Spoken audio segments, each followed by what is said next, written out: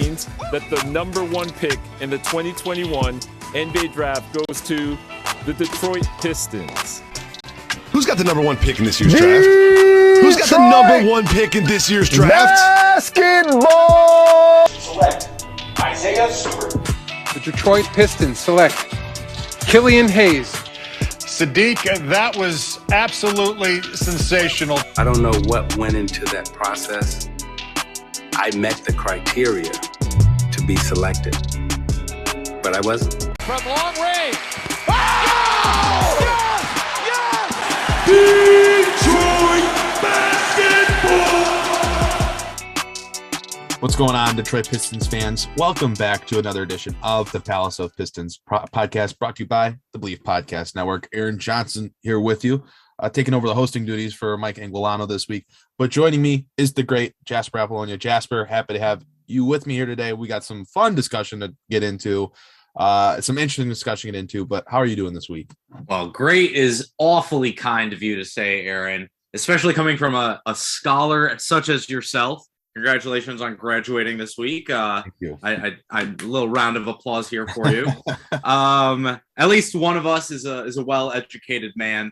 I pretty much played 2K15 and ate flavor blasted goldfish straight from the box my junior year of college. So that should tell you exactly what I was all about. I'm doing well, man. Obviously this is kind of a slower time of the year for Pistons fans, but it's a great time of the year for basketball fans. The playoffs have been fantastic so far. This Boston-Milwaukee series, this Memphis-Golden State series, those are great. Miami looking like they might pull off a 1-4 upset, as weird as that sounds, of Philadelphia without Joel Embiid. But really, for Pistons fans, I feel like the series we're most paying attention to is this Phoenix-Dallas series, right? There's a lot going on in that series with some players that could be of interest. Now, personally, if I was building an NBA roster, I'd essentially want the Phoenix Suns as my roster. So, if I was building the Detroit Pistons, I've talked about this with multiple people, obviously there's the DeAndre Ayton talk. I was big on Cam Johnson back when he was a prospect coming into the draft. Obviously, I'm a big Devin Booker guy. Mikal Bridges is a really good young wing.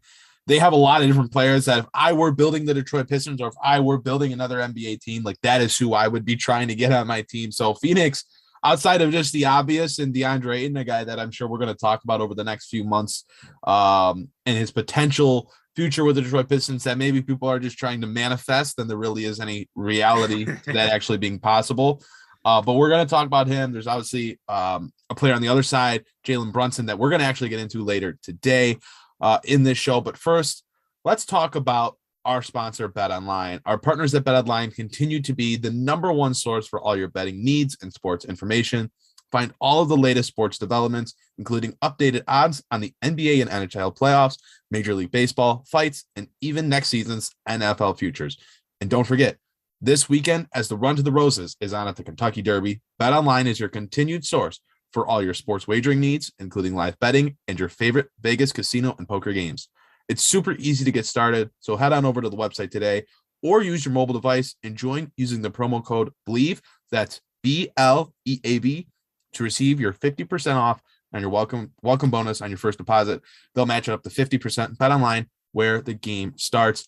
Speaking of betting, shout out to anyone that's been able to survive the landmines of the second round of the NBA playoffs so far, between players getting hurt, players missing the games, players getting ejected. A lot has happened in these, first couple games of the second round that has made it very difficult to survive if you're doing daily fantasy or even just betting on the games straight up. But I really enjoy betting on the NBA playoffs. Definitely use BetOnline. Or consider using BetOnline to do your NBA playoff betting, along with any other sports and casino betting you're hoping to do. All right, let's get right into it. This is a really fun topic. Go ahead. I was going to say, I've been actually lucky enough to avoid some of these landmines because I took the worst beat ever with that Tigers-Twins game a couple weeks ago. The one where the Tigers basically lost it on a Little League play. I don't know if you remember it, Aaron. Oh, yes. Where Eric Haas overthrew the third baseman after the Twins committed an egregious base running error. After that, I was like, you know what? I am not meant to bet for a couple of weeks. So I took a break. It's been paying off for me because I haven't been betting on any of this stuff. It's been exciting. It's been super exciting, but oh man, you're completely correct. It's been tough so far. A lot of landmines. That's what's been going on. Been brutal. And I think this is definitely, I've been more enthralled with the NBA playoffs this year than I can really remember in past history. I mean, I am every night really sitting down and watching these games, which is really enjoyable because they've been great. I mean, even some of these games that look like blowouts, like, game 1, Boston, Milwaukee, like there are things that I still enjoy in those contests. And maybe it's because I, do have some bets on them here and there and whatnot, but I really, really enjoyed the playoffs. I mean, watching Luka Doncic, who's one of my favorite players to watch in the league, against the Phoenix Suns, who are the most enjoyable team that play the best brand of basketball in the league. Watching them go head to head has been a treat. There's been so many great matchups, so many great players. John Morant, spectacular. Golden State. I mean, that game 1 of Golden State Memphis was, a candidate for game of the year with how incredible that was. The back and forth, the outside shooting, incredible. But all right, let's actually get into it now, because this is a fun topic that we wanted to talk about last week. We ended up not doing a show last week, so we didn't get to talk about it, but we're going to talk about it now. And it comes courtesy of the Bill Simmons Podcast with him and Ryan Rosilio. So Bill Simmons brought up a trade idea suggesting the New Orleans Pelicans trade Zion Williamson to the Detroit Pistons. His ideal trade package was a 2022 future first round pick swap, the Pistons 2022 first, a future first round pick swap, Killian Hayes and Saddiq Bey for Zion Williamson. I guess let's just start with that. The Simmons ideal package. Like, what are your thoughts on that? Well, look, I'll be honest. My first thought looking at that is, okay, that makes sense to me if you're a third-party person. If you are not a fan of either team, if you're not in either front office, I think you look at that and you go, okay, I can get behind that. Maybe I don't believe in Zion staying healthy. I don't believe in his commitment to the game of basketball. And maybe that's why you're not getting back like an all-star level player, but you are getting potentially a top 3 pick in this year's draft. You are getting a future first-round pick swap. And you are getting 2, very young and interesting players in Saddiq Bey and Killian Hayes. So I understand that actually from the Simmons perspective. From my perspective as a Pistons fan, this trade, straight up, I'll just say it. Yes, 100%. I'm taking this all day, every day as a Pistons fan. And honestly, I just think from a talent standpoint, I think it's just a no-brainer. I don't believe that there's a single player in this year's draft with a ceiling as high as Zion Williamson's. And I don't believe that the difference in team quality next year for the Pistons and Pelicans is going to be so great to where a future first-round pick swap is necessarily going to be moving down 10, 15 places in the draft. I think it's more like 5 places in the draft, if anything. And if Zion's healthy, maybe you're not moving down any picks in the draft at all. So for me, I look at this and I think this is a no-brainer. Aaron, I'm interested to see what you think about this, because for me, listening to Pistons fans discuss this, I was a little taken aback because I heard so many of them say no, and not based on just the reasons that Zion Williamson is obviously an injury concern, based on no, we think that's too much to give up for a player of Zion Williamson's caliber. And I have to push back on this narrative because I'm sorry, from a talent perspective, you are getting a steal if you get Zion for that package. That's where Twitter becomes a form of malpractice, because I just don't understand how people could actually look at this trade and say the Pistons are going to be getting back one of the few generational talents in this league that, oh, by the way, is going to be barely 22 at the start of next season. I'm surprised that the package didn't include more from Detroit. Zion Williamson is a generational talent. And yes, the injury concerns, the obvious thing that has been discussed and has clouded Zion Williamson's career so far in the NBA. I get it. But second year in the league, when he was fine, when he was relatively healthy, only missed, 19, 20 games, whatever, 27 points, 7 rebounds, 4 assists, almost a steal a game, 61% from the field, 62% from inside the arc, around 30% from the 3-point line. Not great number in that respect, but a 20-year-old doing that. 27, 7, and 4 at 20 years old. That is generational type talent. And for the Pistons, who don't acquire that type of talent in free agency, they are only able to do it through the draft or somehow in a trade like this. How do you not jump on that? How do you not? I mean, look, this year's draft, you're looking at a high pick in the draft, most likely. Top 3, top 4, whatever. Yeah, there's going to be some names in there. Jabari Smith, Chet Holmgren, Paolo Banchero, Jaden Ivey. I get it, but are any of those guys the next Zion Williamson? Do any of those guys have the ceiling that Zion Williamson has? Absolutely not. None of those guys are walking into the league in their age 20 season and putting up 27 and 7 on 60% shooting from the field. Not one of them is coming close to that. If you have the opportunity to pair Zion and Cade Cunningham, two of the top young talents, young prospects in the league, it's mind-boggling that people are saying, yeah, I don't think Saddiq Bey and the picks that's too much. I mean, look, guys, Saddiq Bey ended up having a pretty nice season. You know, he can average 16 points a game. Yeah, he can rebound, whatever.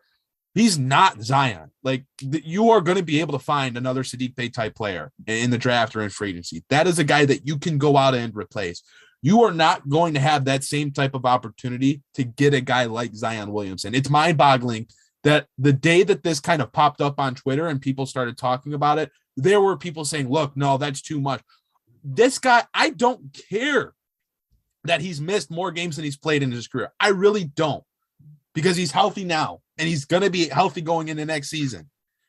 I will take my chance. And guess what? If it doesn't work out, I will live with the fact that I took the risk on getting a generational player that has top 10 player in the league type ceiling.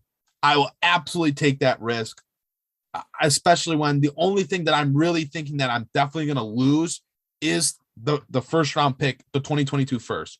You can get a new Saddiq Bey. The pick swap, it could hurt you, whatever. It might hurt you, it might not. You can obviously get another Killian Hayes type prospect, Killian Hayes type player. The thing you're gambling is the 2022 first. That's the way I see it. And the fact that this is really all that much of a debate is asinine to me. I mean, I was expecting that the Detroit would have to give up more for that. Zion Williamson is absolutely the guy you gamble on. A all-star in his age 20 season, his second year in the league, 27, 7, and 4 on 61% shooting. Guys, what are we actually doing? No, I'm with you there, Aaron. To be completely honest, I would not even do a pick swap. I'd just give up a 2020 for like first rounder as well. 2024. I'll give up another first, straight up. I honestly, and like, look, I'll play a little bit of devil's advocate here. I think if you're Troy Weaver and you look at Zion, you say, I don't think he can stay healthy, period. I understand why you don't pull the trigger on that package. Because if you don't believe he can stay on the court, well, it doesn't matter what you're giving up for him. You could give up a second rounder. That second rounder is a role player at any point in his career. Well, it's giving you more than a guy who gives you nothing. Now, I don't think that's really how, GMs are going to look at a player like Zion Williamson, but I can understand that line of thinking. Aaron, I'm going to add a little even more context to what you're saying, because you've put it out there very clearly. Zion Williamson is a ridiculously talented player who is not just talented, he is productive already. At 20 years old, like you said, 27 and 7. Unbelievable. But even more so than that, it was like his efficiency. So his rookie year, he shot 67% within 3 feet of the basket. He did that, though, with I believe it's 3/4 of his 2-point field goals being assisted. So a lot of his stuff was coming on, easy layups. It was coming on dump-off passes. It was coming on alley-oops. It was coming on easy field goal attempts. It makes sense that a guy who is really strong, really athletic, would have a good shooting year from close to the basket on sort of shots like that, right? Well, here's what he did in his sophomore year.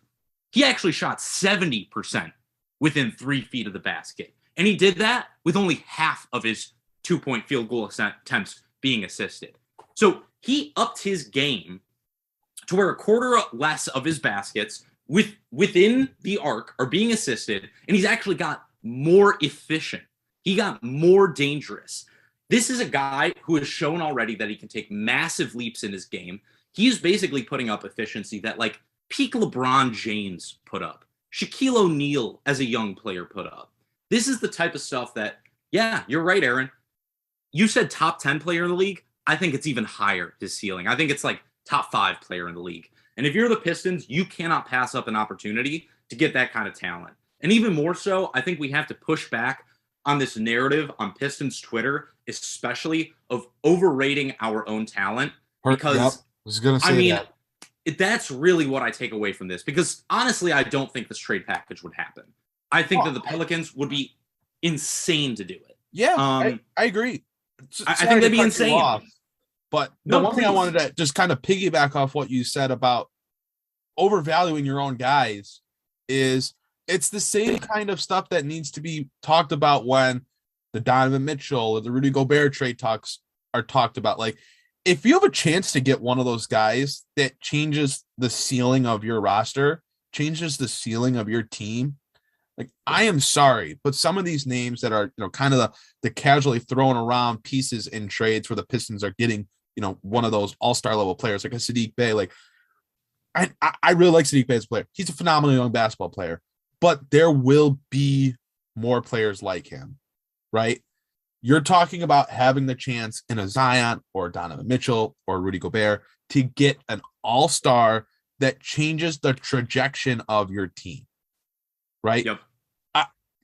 There is part, like, I respect that you trust the guys that your franchise drafted and you trust their development and you trust what you've seen from them if you watch them on a nightly basis. I respect that. I get it. But on the flip side, we're talking about players that have been doing it, that have the accolades, that have the playoff success, that have the numbers, you're hoping these guys could potentially maybe get to one day if they reach their peakest ceiling. It's a problem. And I mean, it's not something that just happens on Pistons Twitter with Pistons fans. That happens in every organization. Guys overvalue their own players of teams, the team that they like compared to other guys on other rosters. I get it. It's that emotional bond, that tie. And I understand that, but being objective and taking off the blinders, you're talking about the opportunity where the Pistons will have a chance this offseason, or should, it's from what it's looking like with the different players that are being rumored to be available on the market, to have a chance to really maybe go out there and get someone, maybe go out there and trade for an all-star level player. And I think it's beyond just this Zion Williamson discussion.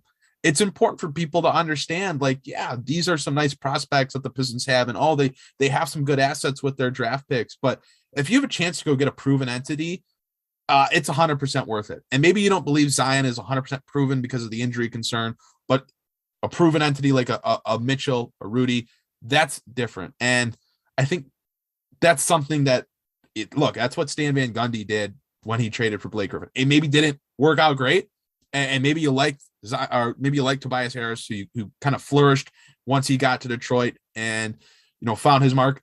But it's just, you have to take those types of chances to get these guys that are established and have pedigree. And I think that's something that Pistons fans have to be more aware of this offseason. The Pistons are going to have chances, and it's difficult to take away that bond that you have with these players that you watch on a nightly basis. But if you're trying to build a championship team, having the opportunity to go get a Zion Williamson, take the risk on him, it's 100% worth it, not 10 times out of 10. Yeah, and Aaron, you mentioned the ceiling. Like, these guys raise your ceiling, but it's more than that. They raise your floor too. And I think that in many ways is even more important when you have a young player like Cade Cunningham on your roster. Yes, you cannot win a championship without a complete team. You need role players. Look at what the Suns are doing. Look at what the Warriors have done. Look at what Milwaukee is doing. Look what Boston is doing. Those are complete rosters with multiple star players on the team. And I think that's the number one thing that you have to think about. It's like, right now, if you're the Pistons, you need that second star. Yep. And the fact of the matter is, no, maybe you're not going to be a championship contender next year if you trade away some of your young depth for an established star like you said, like a Gobert or a Zion or a Mitchell or whatever. But guess what? You're not losing 55 games next year if you have one of those guys and Cade Cunningham on your roster. Mm-hmm. And it doesn't really matter what the rest of the roster looks like, because the fact of the matter is there's so much young talent in the NBA and proven talent that you can go out there and get on minimum contracts, that you can find in the second round, that you can get in trades, that you can find on the waiver wire. It's possible. There's guys out there, and you have free agency money, potentially more than anyone else in the league this offseason. So it's not like you can't build up a roster if you trade away Saddiq Bey and Killian Hayes and a future first. You're not hamstringing yourself there. You're hamstringing yourself if you don't acquire that second star, because guess what? Cade Cunningham is a winner, and he's not going to stand for losing. I think that's the other thing we really have to talk about. Is like, you need to win games at a certain point, and acquiring that second star allows you to do that. Maybe not at a championship level, but certainly not at the level you have been for the past 3-4 years now. I agree 100%. And I know I've mentioned that a couple times throughout the season. You know, Cade Cunningham, look, he has been the upper echelon, the top tier of prospect that comes in, plays well, backs the city, backs the front office, backs the franchise. He has said every right thing to the media throughout the process of, look, I hate losing. It sucks. I don't like this, but I understand this is part of the process to getting to where we need to be. But at some point behind the scenes, there's going to be that conversation of, look, if you can't get some talent around me that's going to help us win and do this thing, then I don't want to be here. And it happens. And it happens at a younger age. LeBron James anymore? Age than it did 10 years ago. It happens at a younger age now. Guys on the rookie contracts are forcing their ways off of teams because they want to win. And these teams are not putting winning guys around them. Or I guess in some cases, they want to go to a bigger market. But from the point of view that I think most people have, that doesn't seem like it's going to be the case with Cade Cunningham. It seems like it's a look, we got to put a winning team around him, because Cade Cunningham walks around like a madman out of hell when he loses. And when he talks to the media about it, he hates it. And that's fine. Like, that's a good thing. But there is pressure on the Pistons to put a winning team together sooner rather than later. Yeah, you just got the number one pick and he had a good season, this and that. That's a feel-good story, whatever. But you also lost a lot of ball games, and you're right back where you were at the top of the lottery a year later. So you can't just continue to do that, right? And so there's a lot of pressure on Detroit to put together a winning team sooner rather than later. And that's why, I mean, that's part of the reason why I didn't think trading Jeremy Granaway was a good decision, because like that's actually a guy that helps win basketball games. And there's all this talk about getting more draft picks, getting young prospects, getting a Cam Reddish. Why would you not take a chance on Cam Reddish? You have to find guys that are going to help you win basketball games. And I think there is a lot of pressure on Detroit this offseason to do that. They have cap space, they have assets, including a top pick in the draft. They have to put something together. I think we're on the same page here, Aaron. And like I said, I didn't mean to cut you off either, but just look at LeBron. Like, what happened in his first stint in Cleveland? They could not find that second star. And that is a guy who, he did not want to leave Cleveland without winning a title. But they gave him no choice. And Cade Cunningham's not from he's not from Sterling Heights.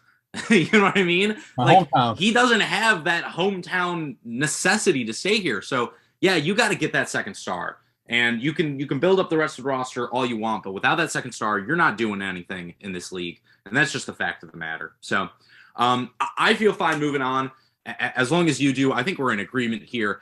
And I think Pistons fans, mostly what we're talking about here, because I think we're both in agreement. Also, we don't see the Zion trade happening. I think it just needs to be more of like an adjustment by Pistons fans with the expectations of what is going to happen with this young talent and where this roster needs to go. Yeah, agreed. I mean, the Pistons have been trying to build to the draft for the last decade and a half or whatever. I mean, at some point you have to take a couple swings, and they've made a few with Josh Smith and it hasn't worked out. But look what happened with Blake Griffin. Before he got hurt, he led the team to the playoffs, had a great statistical season. The Pistons have to take upside swings. The Pistons have to take their chances on getting guys that can impact the team right away in a big time way. And obviously Zion or Gobert or Donovan Mitchell, could do that. If you don't feel the same way about some of these other guys that are going to be talked about on the trade market, like a Julius Randle, or something like that. That's a different story. Like, I think there's more nuance to that conversation. But some of these other guys that we've talked about, I think you absolutely have to be able and willing to make a move on. Aaron, actually, sorry, real quick, just to back up your Blake Griffin thing. And even that was a way, way, way bigger risk and a different situation because Blake was already approaching 30. He was already an established injury risk.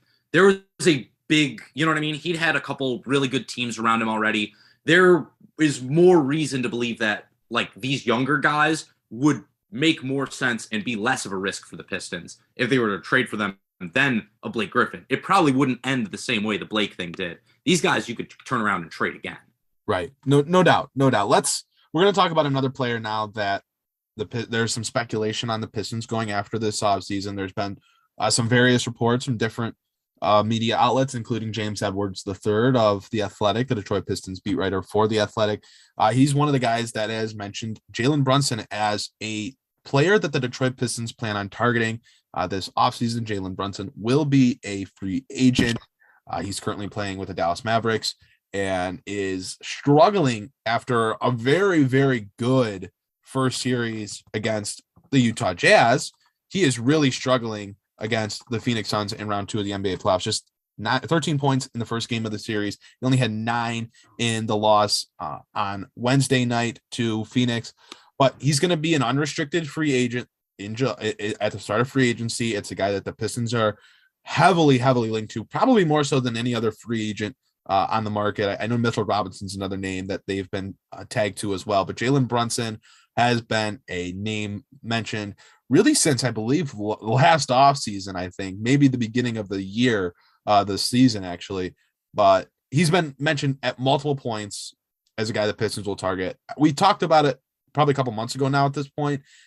After that first round of playoffs, what you're seeing against Phoenix, where are we at on the whole idea of Detroit targeting Jalen Brunson to pair up in the backcourt with Cade Cunningham? I mean, I'm still in the same place I have been. I have some serious doubts. And boy, this Mavs-Sun series is not changing that whatsoever for me. It's only kind of establishing them anymore. Look, I'm at the point right now where I don't think Dallas should bring back Jalen Brunson. The way that the Suns are picking on him and Luka defensively is brutal. Luka especially. And it's kind of weird because we've actually talked about Jalen Brunson being the defensive liability, but man, Aaron, I don't know if you watched that game last night. I mean, the Suns abused Luka. They went after him nonstop. The problem with Jalen Brunson, though, is that, he's also a liability at that end, and he has not been scoring efficiently at all in this series. I believe he's 9 for 28 from the floor overall. He's just not giving them what they need offensively, and this is the issue I have with him is, like, if he's not scoring at a super high level, I'm not really sure what he brings you outside of some admittedly decent distribution and, like safe ball handling. He's not going to turn over the ball a bunch, but like if he's not scoring a bunch, he's really not impacting the game for you in a way that I think you kind of need in a backcourt partner with Cade Cunningham. I think really if you're looking at this roster, especially with Cade, you need to get a bigger guard next to him and really double down on that defensive switching. You really need to double down on that, ability to guard all over the floor from the guard position. And Jalen Brunson, to me, is not that guy. I'm in agreement. I mean, you mentioned it. This Phoenix series is a great example of the deficiencies that come with Jalen Brunson. Devin Booker and Chris Paul absolutely picked apart Doncic and Brunson yesterday. It was, hey, it's your turn. Now it's my turn. Back and forth. And it's a little bit more acceptable when they're picking apart Luka Doncic, who scores 35 points and is handling the basketball on every single play of the game and is taking all of the defensive pressure from Phoenix's defense. It's not as acceptable when you're Jalen Brunson, who's also struggling on the offensive side of the floor mightily. There's been a lot of talk about how the Utah series was perfect for him because Donovan Mitchell was horrible defensively and allowed Brunson just to get into the paint. No one was there to stop him. I mean, I've watched him the last couple of weeks, like every single Dallas game. And my point of view is like, once he gets into the paint, all he tries to do is hit you with a couple different fakes, and ends up being a fall away shot. Those are not the best looks. And what we're seeing right now in the Phoenix series is Phoenix actually is defending on the inside, and these shots aren't going in for Jalen Brunson because there's a bunch of trees standing in his way, and he's falling away at every shot attempt. He's not right at the rim. He's midway into the paint, and he's falling away from the basket, throwing up an ugly jump shot late in the shot clock. So, look, he is a good basketball player, but I think this series against a really good team is showcasing why it's going to be tough to win with Brunson at the highest level, because he is just too limited for his size. He's not super athletic. He's not going to beat players to the rim because of his speed. He's going to try to outskill you with the up fakes, the spins, and then hope his shot goes in. And when you're playing against defenses and the way that the NBA is going, defenses that are built around wings and bigs that have long arms, high wingspans, and are athletic, those matchups are not going to work for Jalen Brunson. So I'm absolutely in agreement with you that the Pistons should be targeting a bigger sized guard that promotes switchability on the defensive end. That's why I was so high on the pairing of Killian Hayes and Cade Cunningham, because Hayes was that archetype, and it just hasn't come together for him offensively to where you think that can work out long term, which is why we're having this exact conversation about who is going to be the guy next to Cunningham. I don't think Jalen Brunson is it.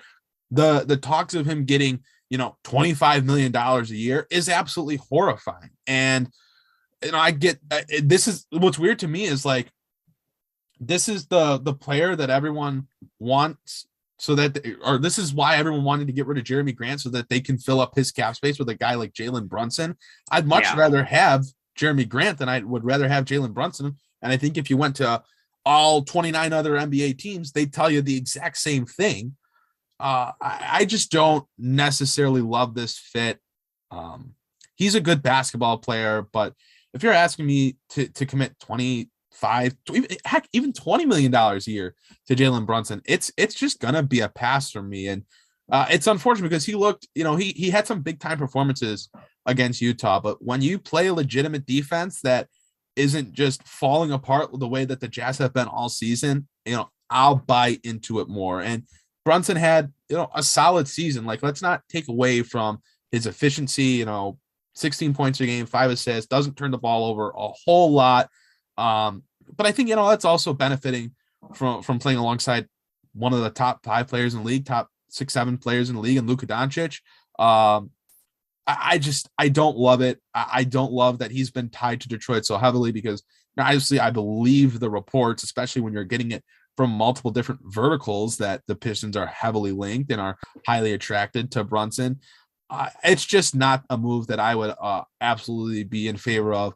I'd much rather, the Pistons draft a guy like Jaden Ivey or find something else to pair alongside Cade Cunningham with. I just have too many things holding me back from loving the fit with Jalen Brunson. Yeah, it scares me a little bit too, because this is kind of one of those things where I understand Troy Weaver's strategy in some ways, where he really likes skilled players and he doesn't value athleticism maybe as much as some other GMs do. I mean, obviously, Hamidou Diallo is one of his guys. Marvin Bagley, one of his guys. Those are super athletes. But like overall, the guys he acquires are not super athletes for the most part. And Jalen Brunson kind of fits that profile at the same time. I don't necessarily like that. I think if you're not able to go out there and pair Cade with like a big guard, like we said, I think you at least need to then pair him with somebody that's going to give defenses another look. So somebody that's a really good athlete, hyper twitch, somebody that's going to go up and get vertical and just jam all over guys at the rim. Something that gives you a different look than what Cade does. Jalen's not that. He does a lot of the same stuff Cade Cunningham does, where he uses his craftiness and his skill in order to get shots that are a little bit tougher. I don't necessarily know that pairing those two up makes sense. I know that there's like the Cade-Luka comparisons, but look, Luka is more on the perimeter and he's a bigger guy inside. He's more athletic. He's more explosive. It's not really a one-to-one comparison. So I'd almost rather like try and free up more cap space and throw money at a guy like, and this is somebody that really does not get mentioned, but he very well could be gone, is Zach LaVine. I'd rather throw more money at him than somebody like Jalen Brunson for a cheaper price tag. Even then, that wouldn't be ideal, but I could at least understand, hey, okay, Zach's a super athlete. Cade's really skilled. We can make that work. I don't see it so much with Brunson. Yeah, I agree. Yeah, I don't know if the Pistons are the team that would be able to land Zach LaVine, but I mean, I agree with you. It's a pipe dream. Concept, let's be real. For sure. Yeah, the concept. It's more in theory than in practice. Yeah, no doubt. And then like in the same type of discussion, I'd rather they spend a little less at the shooting guard spot, I guess, and maybe they get a guy like Gary Harris or Lonnie Walker, who is athletic, and go for one of those lower valued guys, and then try to spend that money on a guy that we mentioned earlier, someone like DeAndre Ayton, who would really give you your 5 moving forward. This unfortunately, this free agency class doesn't shape up to be the strongest. So the Pistons having a ton of cap space might actually be a problem because if they decide to use it all and spend it on guys that really aren't worth it, it would definitely be a little underwhelming. But I think a lot of this also, and we've talked about this, but a lot of this falls on what they do in June on draft night, which depends on what happens in a couple weeks on May 17th at the NBA draft lottery. But yeah, I don't love the idea of Jalen Brunson. I think there's, some lower valued wings, some lower valued guards that I would rather the Pistons spend their money on and still try to chase a guy like DeAndre Ayton, or heck, if they're able to chase a guy like Zach LaVine, they should do it. But I mean, there will be some restricted free agents that Detroit can place offer sheets on. There will be, some different veterans that'll be available. Pat Connaughton's going to be a free agent. Heck, even a guy like Amir Coffey of the Los Angeles Clippers, he was actually, pretty decent. He'll be a restricted free agent. And the Clippers, they're not necessarily going to have the money to bring him back. That's a guy that maybe isn't the most flashy name, but until you can figure out who your guard next to Cade Cunningham is, buy low on him and spend that money elsewhere until you can make a trade. Or I don't know. I don't know what the exact answer is. I just know it's not Jalen Brunson. I'm with you on that. And, maybe it is Jaden Ivey in the draft. I do trust that Troy Weaver will figure something out. My hope is, like you said, that it's not the thing that seems to be in the cards right now. How about this? Let me get your opinion on this. What are your thoughts on Victor Oladipo?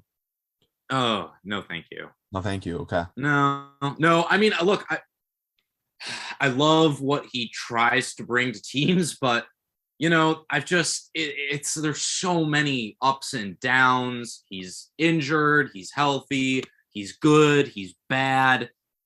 I don't know, man. I'm not trying. I understand why you would bring him in.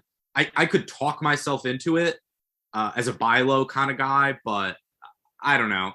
To me, that's shoot. Pistons fans are worried about the Zion Williamson injury concerns versus upside. You know what I mean? No, I get it. I get that 100%. Just some of these other names that you look at the top free agents, of this summer, and it's not a great market. I mean, Colin Sexton, we've talked about him before. There's a talk of Russell Westbrook, going to be available. There's just not a whole lot of guys that are worth spending the money on. I guess in a pipe dream, if Bradley Beal declined his player option and he was available, you could go after him.